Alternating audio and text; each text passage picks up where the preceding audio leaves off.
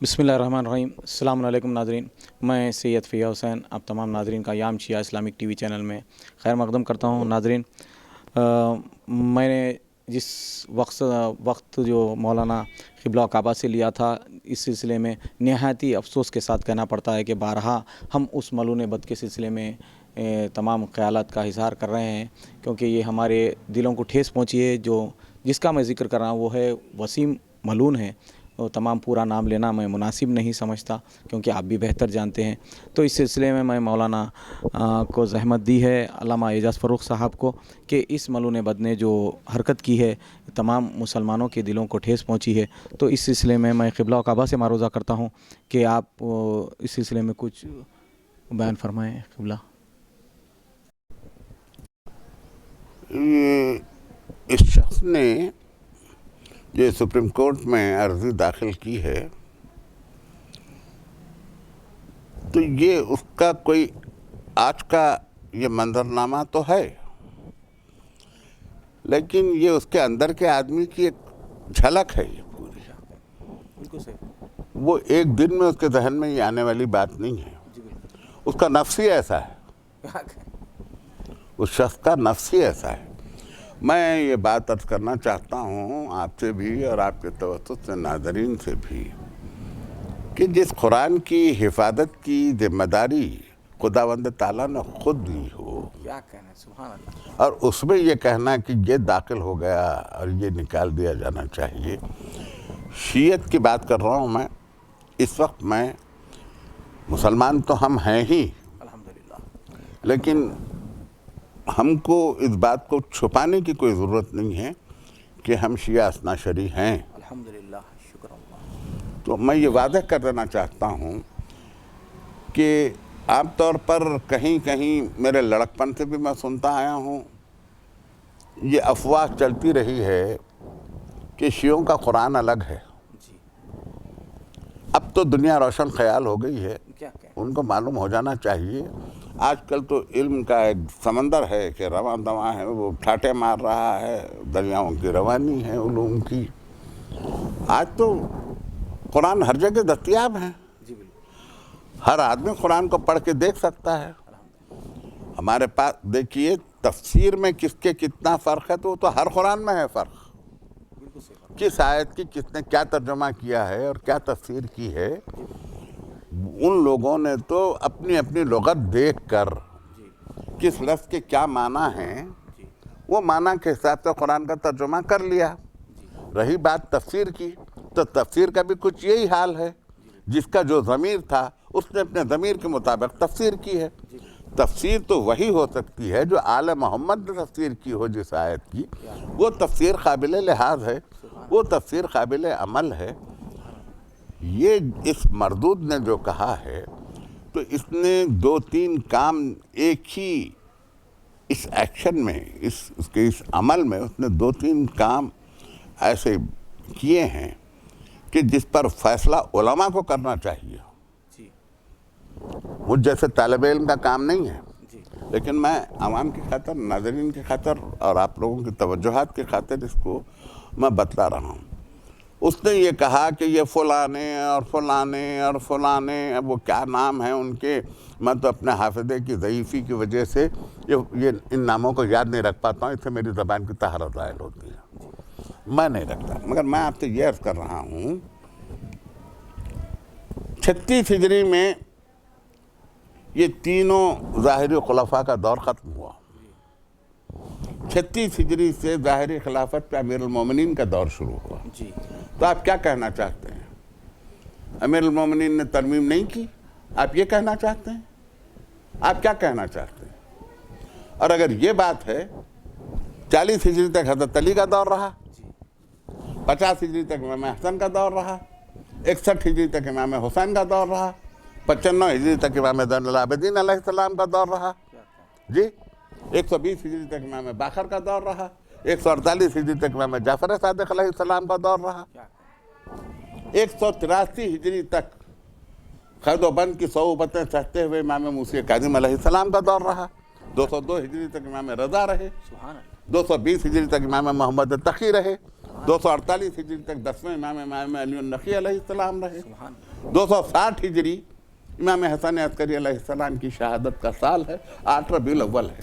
جی جی بالکل. تو یہ جو ہے آپ تو کم سے کم اس کو کچھ کہہ کے اپنے دل کی بھڑاس نکال چکے. لیکن میرے اندر جو لاوا پک رہا ہے اس سے میں اس کو کوئی محدود لفظ دے کے اس کو حدود میں نہیں لا. اس کا کیا کہنا ہے یہ کہ یہ ہمارے ائمہ کی جو صعوبتیں ہیں دین کی حفاظت کے لیے کیا کہیں وہ قرآن کی حفاظت نہیں کر سکے. یہ کہنا چاہتا ہے. کہنا کیا چاہتا ہے؟ اب یہ فیصلہ عالم اسلام کو کرنا چاہیے کہ یہ شخص ذات میں ایسا ہے یا اعلی کار ہے کسی کا. یہ فیصلہ ہے. دوسری چیز یہ ہے کہ اس نے اس تحریف کا تذکرہ کر کے یہ کہہ دیا کہ خدا نے اپنی حفاظت کا وعدہ کیا تھا وہ حفاظت سے دستبردار ہو گیا. تو یہ کفر ہے یا نہیں ہے؟ اسلام پہ آنے کے بعد پھر واپس کفر پہ لوٹنا ہے یا نہیں ہے؟ یہ مجھ جیسے طالب علم کا کام تو نہیں ہے. میں اب تو ہمارا شہر بھی شہر علم و اجتہاد ہو چکا ہے. یہاں کچھ ایسی انجمنیں بھی ہیں جن کے پاس علماء اور ذاکرین کی مراجعت ہے. ایک آسان تھا طریقہ ہے اس کا. میں اس وقت فرقوں کی بات نہیں کر رہا ہوں, مکاتب خیال کی بات کر رہا ہوں. کیا کریں؟ کئی مکاتب خیال اس وقت کام کر رہے ہیں شہر میں. ایک کثرت مراجع کی تقلید میں ہے, کسی مرجع کی تقلید میں رہے لیکن تقلید میں ہے. ایک مکتب فکر ایسا بھی ہے جو کسی کی تقلید میں نہیں ہے, وہ بھی ہے. اور ایک مکتب فکر ایسا ہے کہ جو اپنی میٹیریلسٹک فکر کو لے کے آگے بڑھ رہا ہے, مادیت پسند فکر کو لے کے آگے بڑھ رہا ہے, جو دور جدید کے ساتھ چل رہے ہیں, عصری سائنسی رجحانات کے ساتھ چل رہے ہیں, وہ بھی ہیں. یہ دنیا نام ہی ہے اسی کا جہاں ہر صدی کی فکر ایک صدی میں جمع ہو جاتی ہے یا ہم عصر ہو جاتی ہے. اسی کو انگریزی میں کنٹمپورائٹی آف نان کنٹمپوراریس یعنی غیر عصری چیزوں کا ہم عصر ہو جانا کہتے ہیں. تو میں یہ عرض کرتا ہوں کہ آیت اللہ سید علی صاحب سیستانی قبلہ و کعبہ دام اقبالہ و مدد اللہ العالی, ان سے رجوع کیا جائے اس مسئلے کو. آپ چاند دکھائی دیا یا نہیں دکھائی دیا یہ مسئلہ تو ان سے رجوع کرتے ہیں, اور اس کے بعد میں 6 تاریخ گزر جاتی ہے مہینے کی چاند کی, اور اس کے بعد بمبئی سے کسی صاحب کا جو ان کے نمائندہ ہیں ان کا ٹیلی فون آتا ہے کہ سرکار آیت اللہ سیستانی نے کہا کہ چاند ہو گیا. ان کا عملیہ نکال کے دیکھیں, انہوں نے خود کہہ دیا کہ چاند کی تاریخ کو ڈکلیئر کرنا مرجع عالم کا کام نہیں ہے. دیکھیے آپ نکال کے, شاید مجھے تسامح ہوا ہو, میں کوربینہ ہو گیا ہوں جب اتنے سے مسئلے پر جو ہے احمد علی عابدی صاحب قبلہ بمبئی سے یہ اعلامیہ فرماتے ہیں اور حیدرآباد اس کو فالو کرتا ہے. لکھیں آیت اللہ العظمیٰ حضرت سید علی سیستانی صاحب قبلہ مدد اللہ العالی کو لکھیں, حضرت خامنہئی صاحب کو لکھیں, حضرت شیخ بشیر نجفی صاحب قبلہ کو لکھیں, آیت اللہ افغانی صاحب کو لکھیں. لکھ کے معلوم کریں کہ اس شخص کا کیا کیا جانا چاہیے, ان کا جو فتویٰ ہو اس پر عمل کریں. اور جو میرے احباب کسی مراجع کی تقلید میں نہیں ہیں وہ تو خود فیصلہ کر سکتے ہیں کہ کیا کیا جانا چاہیے. میں کسی کو غیر محترم نہیں کہہ رہا ہوں, سب محترم ہیں, لیکن فیصلہ کریں کہ کیا کیا جانا چاہیے. آپ اپنے سے نہیں کر سکتے, اپنے مرجع سے فیصلہ کروائیں, علماء سے فیصلہ کروائیں کہ اس کے ساتھ کیا سلوک ہونا چاہیے. پھر ان کا جو فیصلہ ہے وہ حضرت آیت اللہ العظمیٰ خمینی صاحب نے تو سلمان رشدی کے سلسلے میں فتویٰ صادر کر دیا تھا. میں سمجھتا ہوں کہ مراجع آج بھی اتنے ذمہ دار ہیں, وہ کر سکتے ہیں. تو یہ پتلا جلا کے احتجاج کرنا، یہ کرنا ٹھیک ہے، یہ بھی ایک احتجاج کا طریقہ ہے، لیکن صحیح سمت میں تو آپ کو یوں سفر کرنا چاہیے۔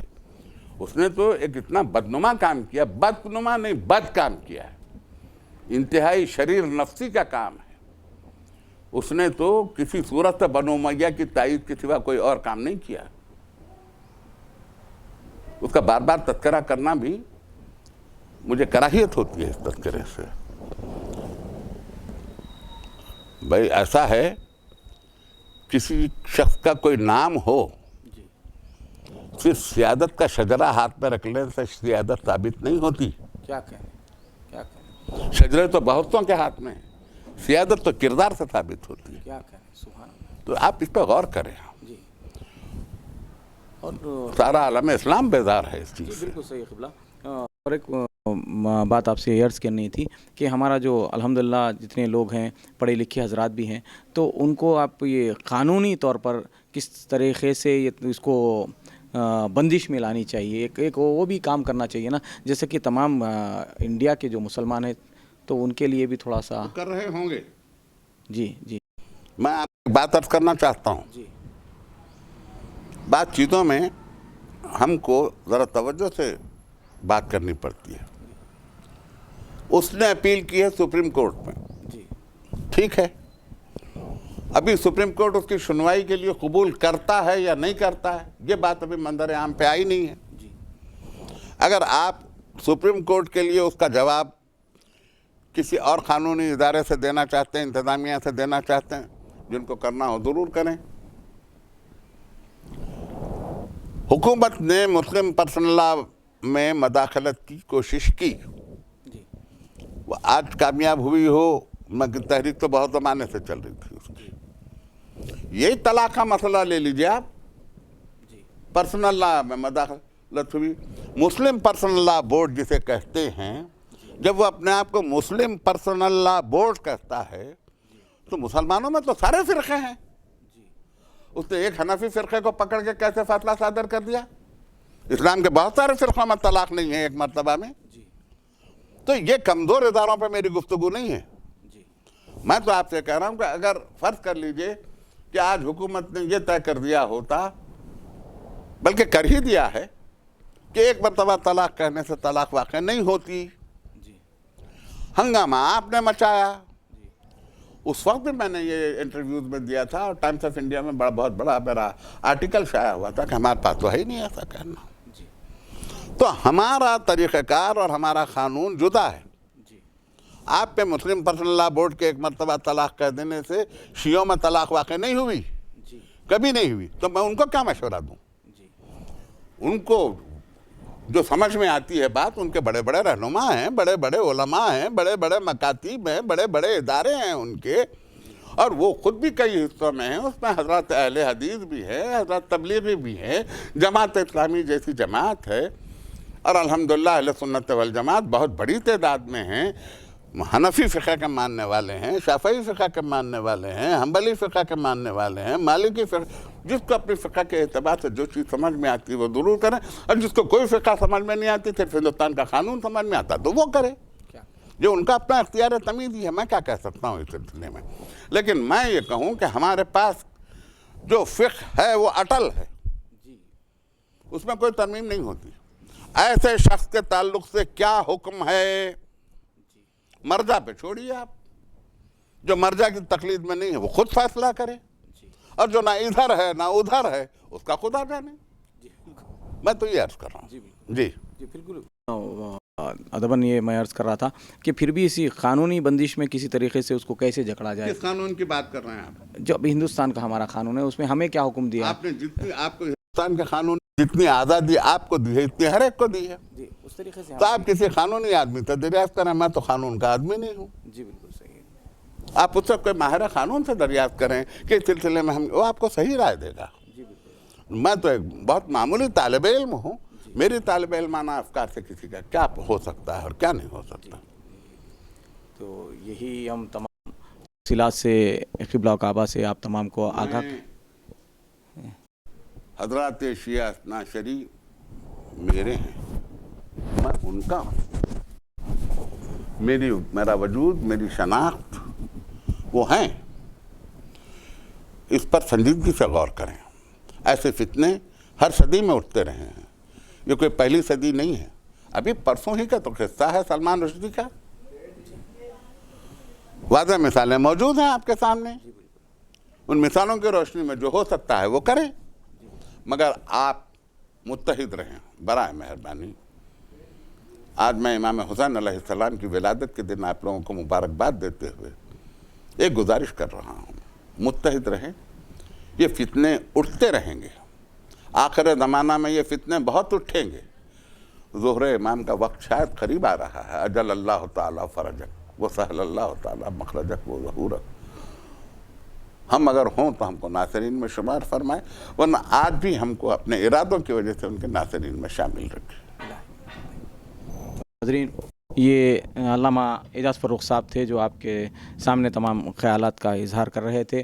तो नाज़रीन, हम इसी के साथ रुखसत होते हैं और हमारी जानिब से यामशिया इस्लामिक टीवी चैनल के बानी हाशिम अली मिर्ज़ा, डायरेक्टर सादत अली ख़ां और जो हज़रात उलमा खुतबा शुअरा जो हमारी आवाज़ पर लब्बैक कहते हैं और जो इश्तिहारात से जुड़े हैं हमसे, उन तमाम की जानिब से मैं आप तमाम का शुक्रिया अदा करता हूँ। हम आपसे ये गुजारिश करते हैं कि दुआ में हमें याद रखें कि परवरदिगार आलम हमसे हमारी इस खिदमत को कबूल फरमा और मज़ीद तौफ़ीक़ात में इजाफ़ा फरमा। इसी के साथ हम रुखसत होते हैं। खुदा हाफिज़, फ़ी अमानिल्लाह।